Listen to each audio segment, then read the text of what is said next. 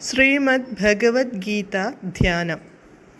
നാരായണം നമസ്കൃത്യ നരം ചൈവ നരോത്തമം ദേവീം സരസ്വതീം വ്യാസം തതോ ജയമുദീരയേത്. നഷ്ടപ്രായേഷു ഭദ്രേഷു നിത്യം ഭാഗവത സേവയാ ഭഗവതേ ഉത്തമശ്ലോകേ ഭക്തിർഭവതി നൈഷ്ടകീ. മൂകം കരോതി വാചാലം പങ്കും ലംഘയതേ ഗിരിം യത്കൃപാതമഹം വന്ദേ പരമാനന്ദമാധവം. ശ്രീഗുരും ദീനതാരിണം ശ്രീചൈതന്യമീശ്വരം. ഓം അജ്ഞാനതിമിരാന്ധസ്യ ജ്ഞാനാഞ്ജനശലാകയാ ചക്ഷുരുന്മീലിതം യേന തസ്മൈ ശ്രീഗുരവേ നമഃ. നമഃ ഓം വിഷ്ണുപാദായ കൃഷ്ണപ്രേഷ്ഠായ ഭൂതലേ ശ്രീമതേ ഭക്തിവേദാന്ത സ്വാമിന്നിധി നാമിനേ. നമസ്തേ സാരസ്വതേ ദേവേ ഗൗരവാണി പ്രചാരിണേ നിർവിശേഷ ശൂന്യവാദി പാശ്ചാത്യദേശതാരിണേ. ജയ ശ്രീകൃഷ്ണ ചൈതന്യ പ്രഭു നിത്യാനന്ദ ശ്രീ അദ്വൈത ഗദാധര ശ്രീവാസാദി ഗൗരഭക്തവൃന്ദ. ഹരേ കൃഷ്ണ കൃഷ്ണ കൃഷ്ണ ഹരേ ഹരേ, ഹരേ രാമ രാമ രാമ ഹരേ ഹരേ. ഹരേ കൃഷ്ണ കൃഷ്ണ കൃഷ്ണ ഹരേ ഹരേ, ഹരേ രാമ രാമ രാമ ഹരേ ഹരേ. ഹരേ കൃഷ്ണ കൃഷ്ണ ഹരേ ഹരേ, ഹരേ രാമ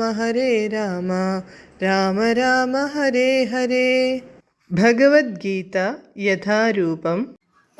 അധ്യായം 13. പ്രകൃതി പുരുഷൻ ക്ഷേത്രജ്ഞൻ. ശ്ലോകം 34, പേജ് നമ്പർ 701.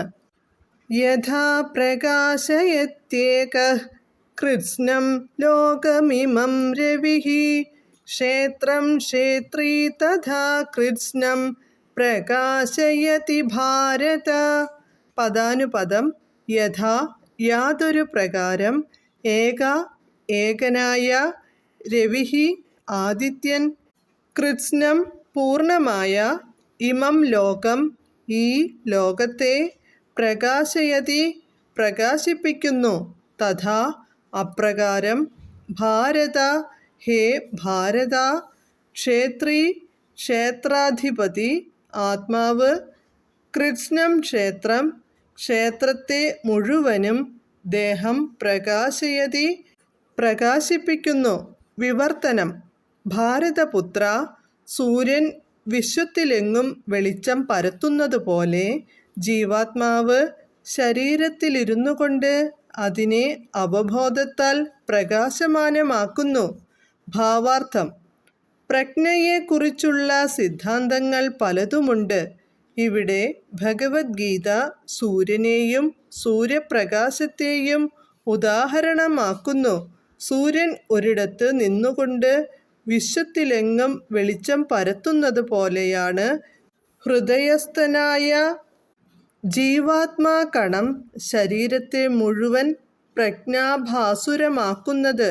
സൂര്യപ്രകാശം സൂര്യൻ്റെ സാന്നിധ്യത്തിന് തെളിവാണെന്ന പോലെ പ്രജ്ഞ ആത്മാവിൻ്റെ സാന്നിധ്യത്തിനും തെളിവാണ്. ശരീരത്തിൽ ആത്മാവിൻ്റെ സാന്നിധ്യമുള്ളപ്പോൾ അതിലെങ്ങും പ്രജ്ഞയുടെ പ്രകാശമുണ്ടായിരിക്കും. ആത്മാവ് വിട്ടുപോയ ശരീരത്തിൽ പ്രജ്ഞ ശേഷിക്കുകയില്ലതാനും. ബുദ്ധിയുള്ള ഏതൊരാൾക്കും എളുപ്പത്തിൽ മനസ്സിലാക്കാവുന്നതാണിത്. പദാർത്ഥങ്ങളുടെ സങ്കല്പത്തിൽ നിന്നുണ്ടാവുന്ന ഒരുത്പന്നമല്ല പ്രജ്ഞ.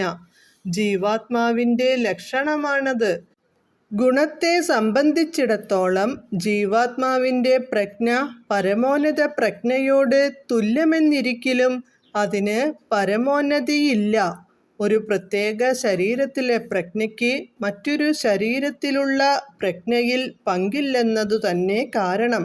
വ്യക്തിഗത ജീവാത്മാവിൻ്റെ സുഹൃത്തെന്ന നിലയിൽ സർവശരീരങ്ങളിലും സ്ഥിതി ചെയ്യുന്ന പരമാത്മാവാകട്ടെ സർവ ജീവജാലങ്ങളുടെയും ബോധം ഉൾക്കൊള്ളുന്നു.